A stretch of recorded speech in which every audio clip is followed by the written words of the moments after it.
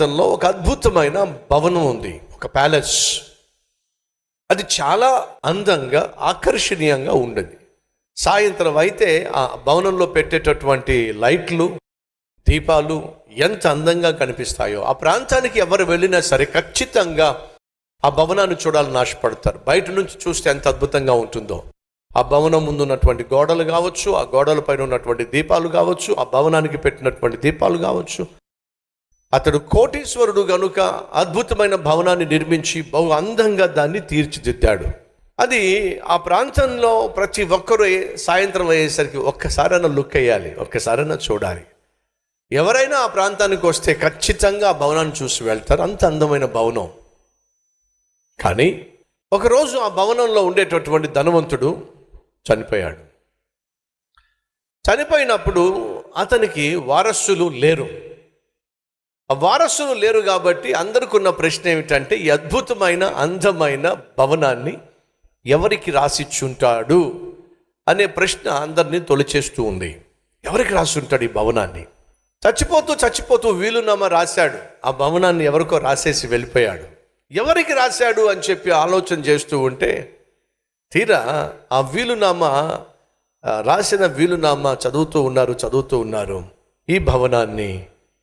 ఈ భవనంలో ఉన్న సమస్తాన్ని నేను సైతానుకు అప్పగించి వెళ్తున్నాను అని రాశాడటండి. ఎవరికి? సాతానుకు అప్పగించి వెళ్ళిపోతున్నానని చెప్పి ఆ భవనాన్ని సైతానుకు రాసి వెళ్ళిపోయాడు. అంతకంటే మూర్ఖత్వం ఏమైనా ఉంటుందంటారా? అంతకంటే దారుణం ఇంకేమైనా ఉంటుందంటారా? సరే, ఇప్పుడు ఆ భవనం ఎవరికి చెందింది? సాతానుకు చెందింది. ఇప్పుడు సాతాను ఒకవేళ ఆ భవనంలో నివసిస్తూ ఉంటే సైతానుగాడు దీపాలు వెలిగిస్తాడంటారా, దీపాలు ఆర్పుతాడంటాడా? చెప్పండి. వాడు జీవాన్ని పోస్తాడంటారా, ఉన్న జీవాన్ని తీస్తాడంటారా?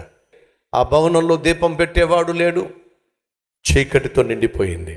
ఎప్పటికప్పుడు మొక్కలకు నీళ్లు పోస్తూ, ఎప్పటికప్పుడు కలుపు మొక్కలను తీసివేస్తూ గార్డెనింగ్ చేసేటటువంటి ఒక తోటమాలి లేడు. కాబట్టి పిచ్చి మొక్కలు పెరిగిపోయినాయి, గచ్చ పొదలు పెరిగిపోయినాయి. ఆ గోడ పైన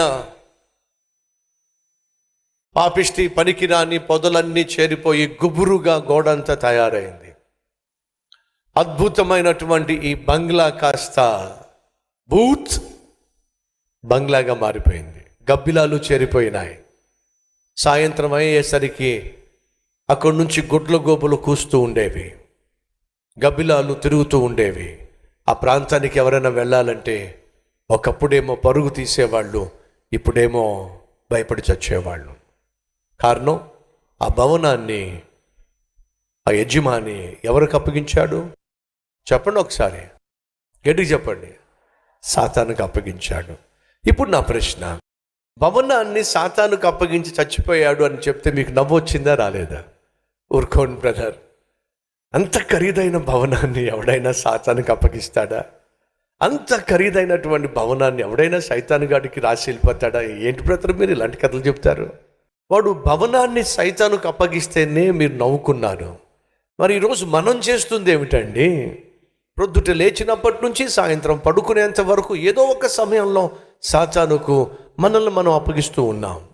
ఒక అబద్ధం ద్వారానో, ఒక అపవిత్రమైనటువంటి వాటిని చూడడం ద్వారానో, అపవిత్రమైనటువంటి ఆలోచనల ద్వారానో, అసూయ ద్వారానో, ఏదో రీతిగా సైతానుకు మనం ప్రతిదినము అవకాశం ఇస్తూనే ఉన్నాం. బైబిల్ సెలవిస్తుంది, అపవాదికి చోటు ఇవ్వకండి, సైతానుకు చోటు ఇవ్వకండి మీ జీవితంలో అని. మనం చదువుతున్నప్పటికీ కూడా ఏదో విధంగా సంపాదించే సంపాదన విధంలో కావచ్చు, పరిచయాల్లో విధంలో కావచ్చు, పలకరింపుల్లో కావచ్చు, ఆ తర్వాత ప్రణయాలు, ఆ తర్వాత పాపిష్టి కార్యాలు, ఈ విధంగా సైతానుకు చోటిచ్చే వాళ్ళు మన మధ్య ఎంతమంది లేరు?